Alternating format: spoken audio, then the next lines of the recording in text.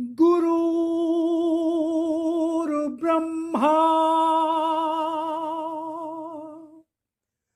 गुरुर्विष्णु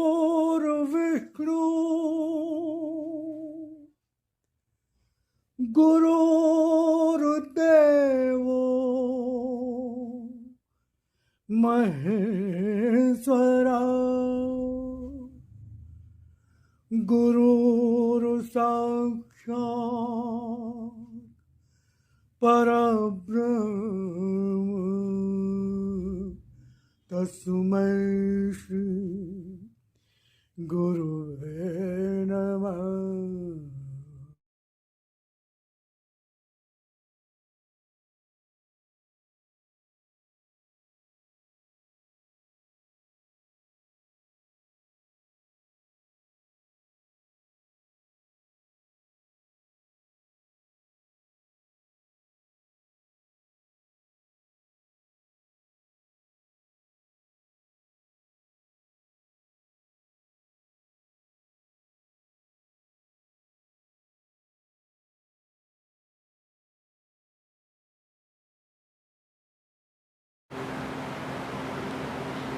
जय राम जी की नमस्कार।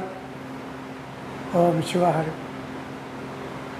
आशा करता हूँ ईश्वर कृपा से आप सकुशल होंगे, सब परिवार। तो आज हम भगवान की वाणी के किसी दिव्यांश को लेंगे, उस पर भगवत चर्चा करेंगे, चिंतन मनन करेंगे। वचनामृत निर्झाणी 20 जुलाई। वचनामृत निर्झाणी 20 जुलाई। तो देखते हैं, सुनते हैं कि भगवान ने क्या कहा। भगवान ने कहा, असत्य रूपी शरीर में ही, असत्य रूपी शरीर में ही सत्य रूप में स्थित मुझे पाओ। सत्य रूप में स्थित मुझे, असत्य रूपी शरीर में सत्य रूप में स्थित मुझे पाओ। तो ये भगवान ने कहा, असत्य रूपी शरीर में दो ही चीजें हैं, एक सत्य एक असत, एक प्रकृति एक परमात्मा। परमात्मा सत्य, प्रकृति असत, आत्मा सत्य, शरीर असत। सत्य वो जो कभी नष्ट ना हो, कभी छूटे नहीं, कभी अलग ना हो, जिसका कभी वियोग ना हो, जिसका कहीं कोई अभाव ना हो,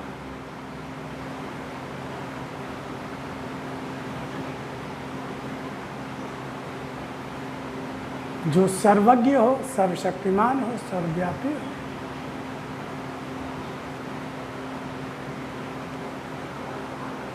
और असत जो लगातार छूट रहा हो, जो अस्थिर हो, लगातार छूट रहा है, जा रहा है, बिछुड़ रहा है, जिसमें परिवर्तन हो रहा है, रंग रूप में परिवर्तन हो रहा है, गुणों में परिवर्तन हो रहा है।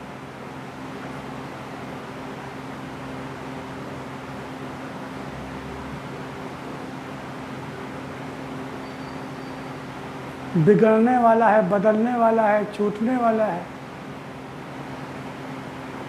जाने वाला है, संसरणशील है।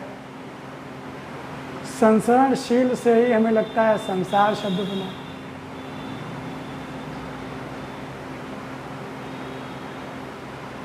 शरीर पंच तत्वों से, पंच महाभूतों से बना है।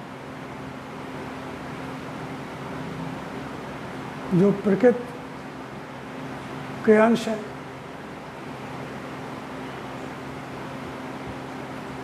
और इसमें स्थित आत्मा परमात्मा का अंश है, वो सत्य है। इसीलिए भगवान ने कहा असत रूपी शरीर में सत रूप में स्थित मुझे पाओ, इसी शरीर में ही मुझे पाओ, इसी शरीर में ही मुझे अनुभव करो।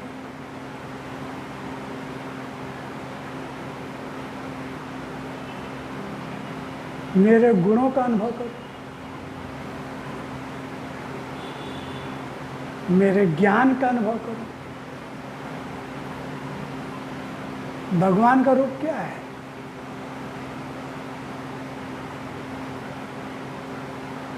सत्य, धर्म, न्याय। यही तीन। भगवान ही सतरूप है, भगवान ही धर्म रूप है, भगवान ही न्याय रूप है। और इन्हीं रूपों में भगवान हमारे साथ रहता है। इन्हीं तीन रूपों में ही भगवान हमारे साथ रहता है, सत्य, धर्म और न्याय।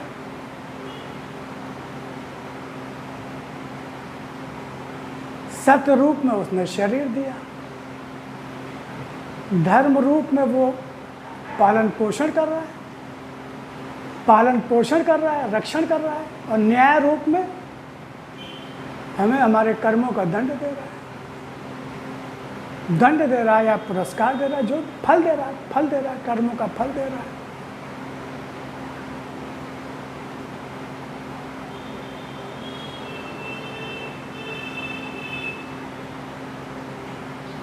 हमारे जीवन में जो भी घट रहा है, हमारी आंखों के सामने संसार में जो भी घट रहा है, वो सब भगवान का रूप, न्याय रूप है। क्या है? वो सब भगवान का न्याय रूप है। हमारे जीवन में जो भी हो रहा है, अच्छा बुरा जो भी हो रहा है, जिसको भाग्य कहते हैं, जिसको भाग्य कहते हैं, वो भगवान का न्याय रूप है। उस भाग्य के रूप में भगवान का न्याय रूप हमारे साथ रहता है। भगवान का न्याय रूप साथ रहता है, तो भाग्य क्या है? भगवान का न्याय रूप है। भाग्य भगवान का न्याय रूप है।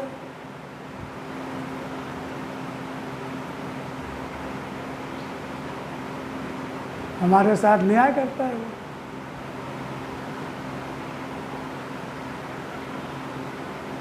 रुपया, पैसा, धन दौलत, निरोगी काया या रोगी काया, पत्नी पुत्र परिवार, यश मान सम्मान, हानि लाभ, सब भगवान का न्याय रूप।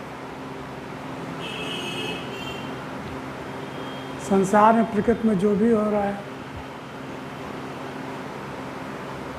भूकंप, बाढ़, अनावृष्टि, जलवृष्टि, अग्निकांड, दुर्घटनाएं, ये सब भगवान का न्याय रूप।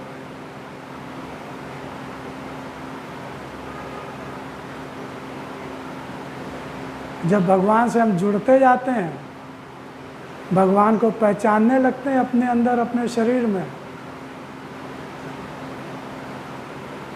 तो वह आनंद रूप में प्रकट होने लगता है। आनंद रूप में प्रकट होने लगता है। हमें निर्भयता, निश्चिंता का अनुभव होता है। हमारा आत्मबल, मनोबल, साहस, हिम्मत बढ़ जाती है। जैसे जैसे हम भगवान के निकट होते जाते हैं, भगवान को पहचानते जाते हैं, जैसे जैसे भगवत ज्ञान हमें मिलता जाता है, अपने साथ भगवान को अनुभव करने लगते हैं, भगवान के विधान को समझने लगते हैं, जानने लगते हैं। जैसे जैसे भगवान के शरणागत होते जाते हैं, पूर्ण समर्पण, पूर्ण स्वीकार का जैसे जैसे भाव दृढ़ होता जाता है, आस्था विश्वास दृढ़ होता जाता है, तो भगवान से हमारी निकटता बढ़ती है। इसी को तो उपासना कहते हैं। उपासना क्या है? उपासना समीप बैठना, समीप बैठना, उपासन, समीप बैठना। अब भगवान का समीप कैसे बैठोगे? तो भगवान कोई बैठा थोड़ी हुआ है आदमी रूप में, इंसान के रूप में, कि उसके बगल में जाके बैठ गए। समझने की चीज़ें होती हैं, गुरुदेव ने समझाया बताया।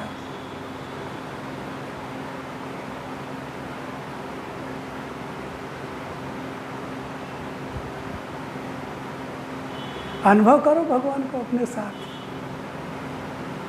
हम पूजा करते हैं, ध्यान करते हैं, तो वो भी उसी का अंग है कि भगवान का चिंतन का। ध्यान में हम क्या करते हैं? भगवान का ध्यान करते हैं, भगवान के रूप का ध्यान करते हैं, उनके गुणों का ध्यान करते हैं, उनका दर्शन करते हैं ध्यान में।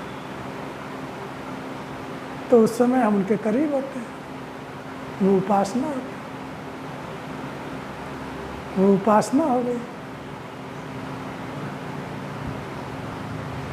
जब उनसे प्रेम बढ़ता जाता है, अनुराग जिसको कहते हैं, अनुराग, राग संसार से होता है, भगवान से अनुराग, प्रेम, तो वो भी भगवान के से करीब हम जाते जाते, जैसे जैसे प्रेम बढ़ता जाता है, भगवान के करीब होते जाते हैं, भगवान के समीप जाने लगते हैं। तो भगवान के गुण, भगवत गुण, भगवत कृपा, साक्षात आशीर्वाद हमारे जीवन में प्रकट होने लगता है। भाई जिसके करीब जाओगे उसका प्रभाव आपके शरीर में, आपके जीवन में आने लगेगा, आने लगेगा कि नहीं? अग्नि के करीब जाओगे तो आपको अग्नि का प्रभाव आपको शरीर में अनुभव होगा, तपन महसूस होगी, गर्मी महसूस होगी, जलन महसूस होगी। जितने ज़्यादा जाओगे, बिल्कुल चले जाओगे तो अग्नि बन जाओगे। तो अब ऐसे भगवान के करीब जैसे जब भगवान के, जब भक्त बिल्कुल भगवान से एक रूप हो तो भगवान, भक्त भगवान एक ही हो जाता है, भक्त भगवान एक ही हो जाता है। जो सच्चा भक्त होता है, पक्का भक्त होता है, जिसमें संसार का लेस मात्र नहीं होता, तो वो भगवत रूप हो जाता है। तो वहाँ भगवान और भक्त में कोई अंतर है नहीं, देखने में अलग दिखाई देगा।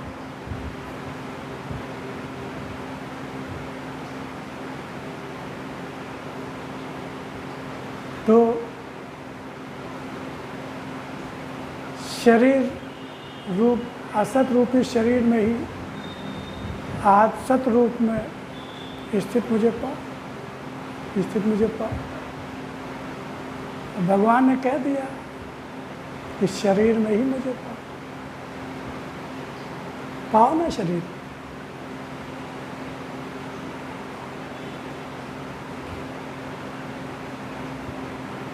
जब अवसर मिले जाइए मंदिर,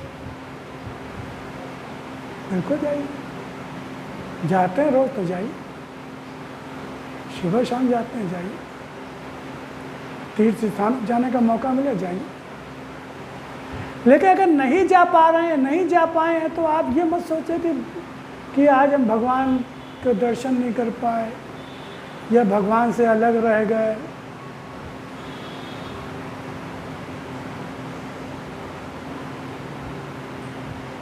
अरे भगवान तो शरीर में ही है,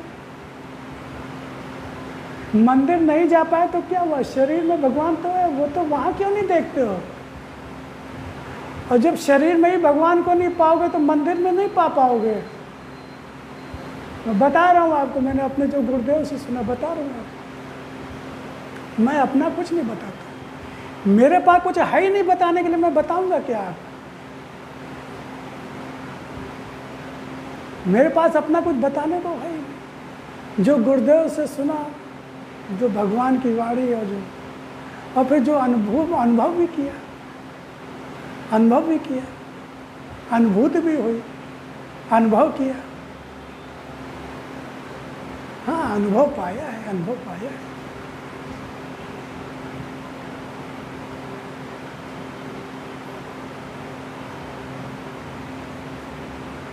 अनुभव पाया है, ज़्यादा नहीं पाया, थोड़ा थोड़ा पाया, थोड़ा थोड़ा, ज़्यादा नहीं पाया, थोड़ा थोड़ा।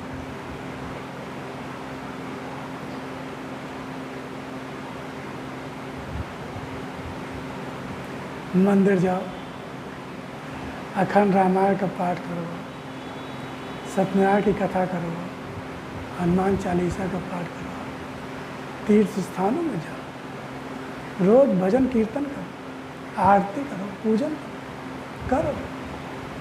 अच्छी बात है, अच्छी बात है, इससे सहायता मिलेगी, मदद मिलेगी। लेकिन जब तक अपने साथ ही नहीं महसूस करोगे, अपने अंदर महसूस नहीं करोगे, और जब तक भगवान से सच्चे मन से, सच्चे अर्थों में जब तक मन भगवान से नहीं जुड़ेगा, भगवान को पाने की बेचैनी जब तक नहीं हो पैदा होगी, तब तक उन सब चीज़ों का कोई मतलब नहीं आएगा, कोई फायदा नहीं मिलेगा। आपके दुख कष्ट दूर नहीं होंगे, चिंताएं, फिक्र, असुरक्षा की भावना दूर नहीं होगी। अगर मन में परमात्मा को न बसाया, मन में परमात्मा को पाने की तीव्र इच्छा न हुई, परमात्मा को द्रवित भाव से परमात्मा को ही पाने की जब तक प्रार्थना मन में नहीं करोगे, नहीं करोगे, एकमात्र लक्ष्य परमात्मा को जब तक नहीं बनाओगे, चाहे जितना मंदिर में जाओ, चाहे जितना तीर्थ स्थान में जाओ, चाहे जितनी गंगा नहाओ, चाहे जितना पूजा पाठ कर्मकांडा, शांति नहीं मिलेगी, नहीं मिलेगी, नहीं मिलेगी। ना रोग से मुक्त हो पाओगे, ना कष्ट से मुक्त हो पाओगे, ना सांसारिक समस्याओं से मुक्त नहीं। चाहे जितने अखंड रामायण के पाठ करवाओ, गीता, रामायण, ये सब कुछ भी, जब तक आपके मन में भगवान को पाने की लालसा, इच्छा पैदा नहीं की,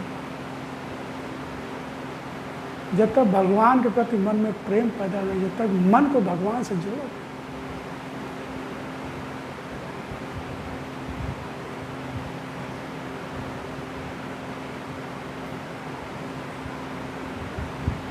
भाई पहले तो उद्देश्य बनाते हैं ना, पहले तो लक्ष्य बनाते हैं, तब आगे बढ़ते हैं, तब उसके लिए सारी व्यवस्थाएं करते हैं। अभी उद्देश्य संसार को पाने का है, संसार को सुरक्षित रखने का है कि सब सुरक्षित रहें, सब बने रहें। सब जो प्रकृति के और संसार के विरुद्ध है, संसार सुरक्षित है ही नहीं, संसार स्थायी है ही नहीं, संसार रुकने टिकने वाला है ही नहीं, संसार छूटने वाला है, छूटने वाला है, मिलते ही छूटने लगता है। उसको हम बनाए रखना चाहते हैं, समेटे रखना चाहते हैं।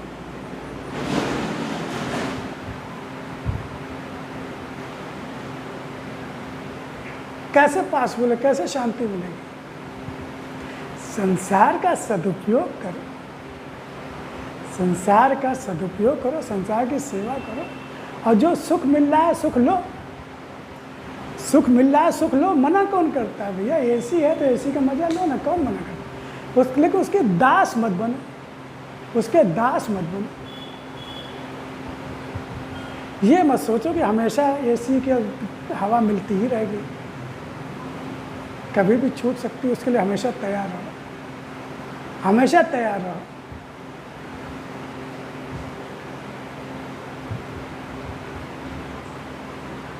जब तक मिल रहा लो, लेकिन दिमाग में हमेशा रहे कि ये छूटेगा, छूटेगा, जाएगा, जा रहा। कोई सुखद परिस्थितियाँ आई हैं, ठीक, आनंद लीजिए ना, मजा लीजिए, सुखद परिस्थितियों को कौन मना करता है? लेकिन हमेशा दिमाग है कि ये परिस्थिति जाने वाली है, जाएगी जरूर, उसके लिए अपने को तैयार रखिए, तैयार रखिए। हाय हाय हाय हाय, ऐसा कैसे हो गया, ऐसा कैसे, कितना मज़ा आ रहा था, कितना बढ़िया लग रहा था, कितने अच्छे दिन चल रहे थे, अच्छे दिन चल रहे थे, अच्छे दिन आए थे ना, आए थे। जो आएगा तो वो तो जाएगा ना। राही मनवा दुख की चिंता की सताती है, दुख तो अपना साथी है।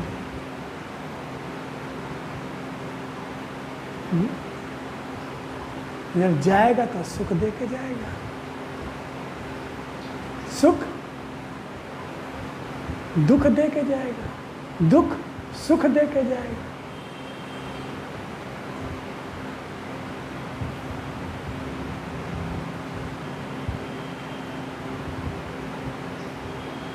भाई संसार मिला है तो संसार मिला है तो संसार का मजा लो ना, हम कौन मना करते हैं मजा लेने को, लेकिन अपना नहीं है। ये ज्ञान रखो, अगर हमेशा सुखी रखना चाहते, अगर ये बात दिमाग में रहेगी ये कभी भी छूट सकता है, कभी भी जा सकता है, तो आप हमेशा तैयार रहेंगे ना उसके लिए। कोविड, कोरोना, मोदी जी ने कहा मास्क ये सब लगाए रखो भाई।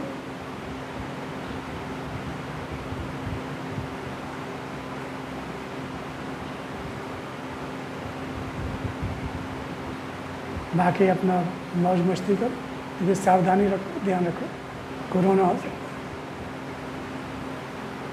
है। बाद में फिर लोगों को, बहुतों कोरोना हो कोई आश्चर्य होता ही नहीं था। शुरू बड़ा आश्चर्य होता था, बड़ा वो होता, अरे उसको भी कोरोना होगा, अरे उसको भी कोरोना हो गया, अरे उसको भी कोरोना हो गया। और बड़ी हाय तौबा कि अब क्या होगा, अब क्या होगा। बाद में एक अब आम बीमारी हो गया, कोरोना एक आम बीमारी हो गया।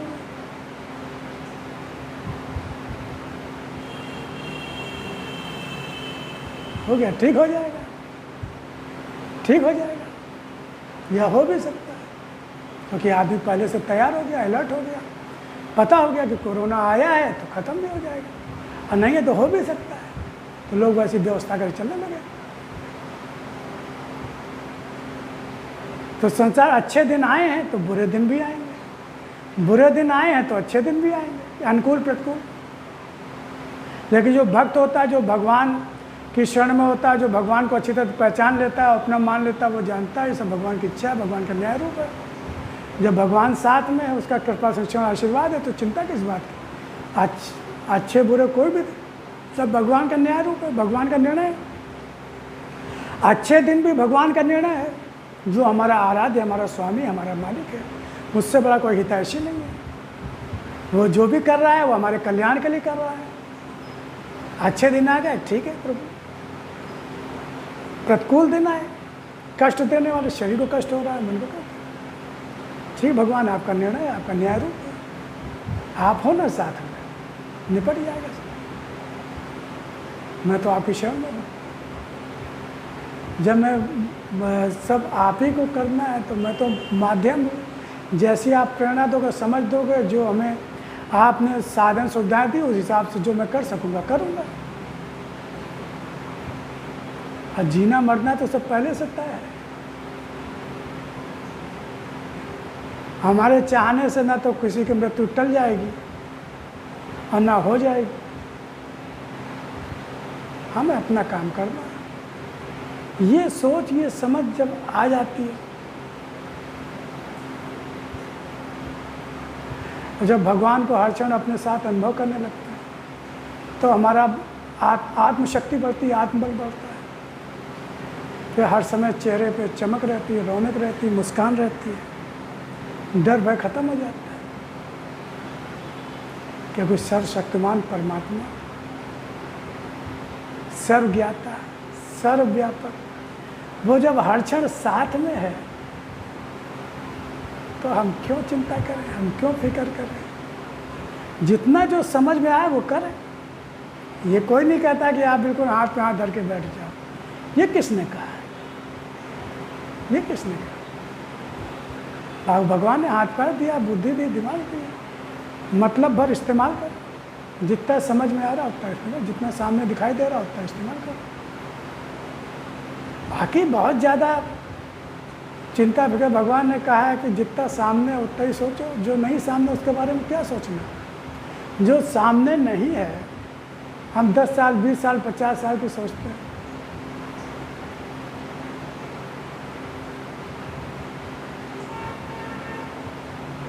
तो ये शरीर असत्य है, जाने वाला है, नष्ट होने वाला, जा रहा है, लगातार छूट रहा है। बचपन से किशोरावस्था भी, जवानी भी, बुढ़ापा आ गया, ये सारी अवस्थाएं चलेगी ना। शरीर जैसा पहले था वैसा नहीं रहा। चुस्ती फुर्ती, हृष्टता पुष्टता, सुंदरता, वो सब चीज़ें नहीं रही। रोक पाएंगे, जो है आज है वो भी नहीं रुकेगा, वो भी चला जाएगा, जा ही रहा है, चला जाएगा, एक दिन पूरी तरह चला जाएगा। तो असत्य है। इसमें जिसको याद है, जिसने बचपन की भी याद है, किशोरावस्था, जवानी की भी, वो तो अभी भी है। हम वही हैं जिसको याद है, हम वही हैं, हम उसी के अंश हैं। वो अंशी अंश उसी के साथ है। उसको अनुभव करें, महसूस करें, उसको पाएं, इसका अभ्यास करें, इसका चिंतन मन करें, इसका ध्यान करें। वो आनंद रूप है। जैसे जैसे उसका हम चिंतन मनन ध्यान करते जाते हैं तो वैसे वैसे हम आनंद की स्थिति में हमेशा रहते।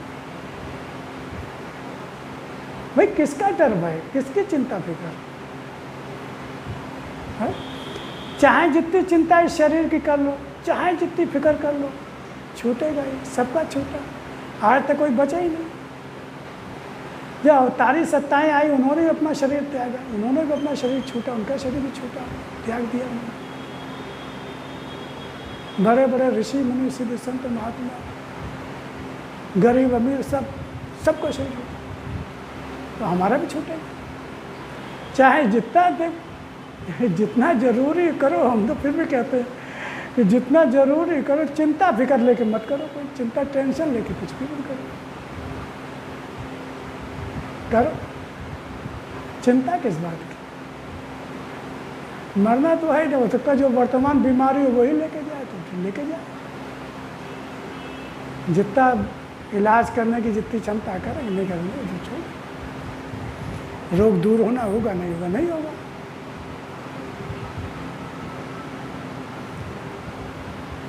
और जाने कितना रुपया पैसा कमाया, सब चला गया, अब आएगा वो भी चला जाएगा।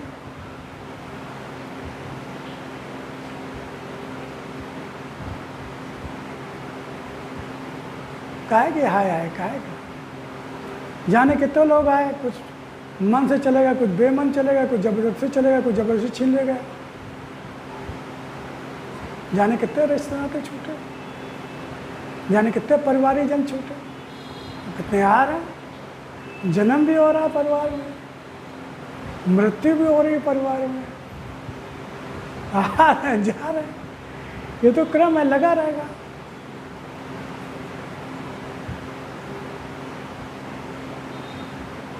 काहे का टेंशन, काहे का चिंता? हम उसकी चिंता करें ना जो हर क्षण हर घड़ी पूर्ण साथ में रहता है, जो हमारा मालिक है, जो हमारा माईबा है, जो सब कुछ की पूर्ति करता है। हम संसार की चिंता करते हैं, संसार तो हमेशा टेंशनें देता है। अगर सुख देता है तो उससे ज़्यादा दुख देता है, उससे ज़्यादा चिंताएं फिक्र देता है, उससे ज़्यादा झंझट देता है संसार। भगवान कौन सा झंझट देता है भाई? भगवान का पे जितना झंझट तो हमारे बनाए हुए हैं। भगवान कहता है कि हमें पाने के लिए, हमें खुश करने के लिए कहीं कोई रुपया पैसा धन दौलत ये तो कोई जरूरत नहीं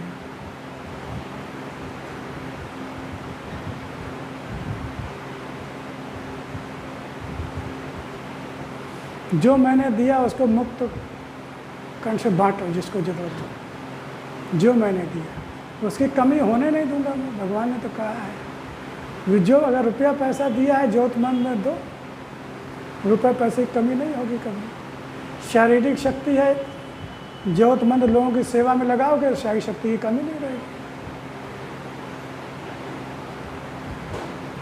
मानसिक सुख दोगे, मानसिक आनंद मिलेगा।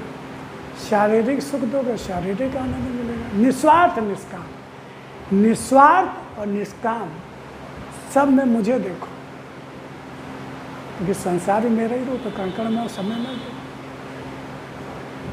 सब में मुझे देख कर सबकी सेवा करो। जो कुछ चाहे पशु पक्षी, कीट पतंग, मनुष्य, कुछ भी।